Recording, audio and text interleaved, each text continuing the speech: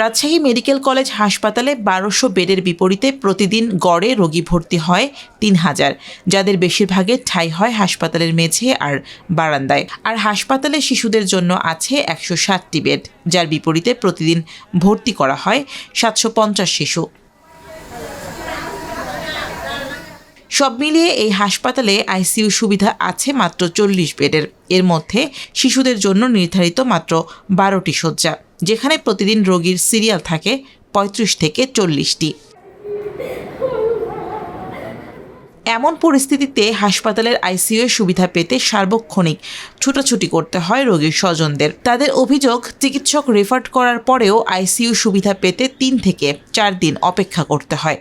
Serial আমাদের একটু মানুষ ছিল তো, হয়ে তাড়াতাড়ি পেয়ে গেছি আমরা। অবস্থা একটু খারাপ হয়ে গেছিলো আমার বাবুর। আর কয়েকদিন আগে আমার ভাইয়ের বিটিটা এরকমই আইসিইউতে ছিল, মারা গেছে। কয়েকদিন পরে মারা গেছে। আইসিইউ পাচ্ছিলাম না, মানে ডাক্তার তো নার্স ছিল না, ঈদের ছুটিতে ছিল। অল্প নার্সকে ডাকতে যায়, আরেকজন ডাকে, নার্সেরাও বিরক্ত হয়ে যায়। আরে করার পর 7 দিন পর পেয়েছি, মানে ওইখানে 7 দিন কার সিরিয়াল শুন সিরিয়াল দিয়ে 7 দিন পর পেয়েছি। তবে গেল কিছুদিন ধরে তৈরি হয়েছে অস্বাভাবিক পরিস্থিতি।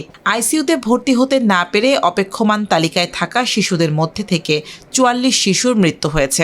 গত ১০ মার্চ থেকে ২৪ মার্চ পর্যন্ত এসব শিশু মারা যায়। প্রশ্ন উঠেছে, হঠাৎ এত শিশু মৃত্যু বাড়ার কারণ কি? এ নিয়ে রাজশাহী মেডিকেলের আইসিইউ প্রধান বলছেন, ঋতু পরিবর্তনের কারণে বেড়েছে শিশুদের জ্বর, ঠান্ডা, নিউমোনিয়ার মতো রোগ। এছাড়া রংপুর ও খুলনা বিভাগের কোনো হাসপাতালে শিশুদের আইসিইউ ওয়ার্ড না থাকায় সবাই ভিড় করছেন রাজশাহী মেডিকেলে। ফলে আইসিইউ পেতে বাড়ছে সিরিয়াল, একই সঙ্গে বাড়ছে মৃত্যুর সংখ্যা। রাজশাহীতে ১২ বেডের আইসিইউ বেড আছে। এটার আগে 2 মাস আগেও এত চাহিদা ছিল না, চাহিদা কমই থাকতো, ওয়ার্ড থেকে অত রোগী আসতো না। কিন্তু যেটা হয়েছে, আমাদের সার্ভিস ভালো হচ্ছে, মানুষ মনে করতেছে যে এখানে গেলে মনে বাঁচা সম্ভব বাচ্চাদেরকে নিয়ে গেলে। আরেকটা হচ্ছে যে হঠাৎ করে নিউমোনিয়া বেড়ে গেছে, মানে পরিবর্তন হওয়ার জন্য, যে সিজন পরিবর্তন হচ্ছে, বাচ্চাদের নিউমোনিয়া হচ্ছে।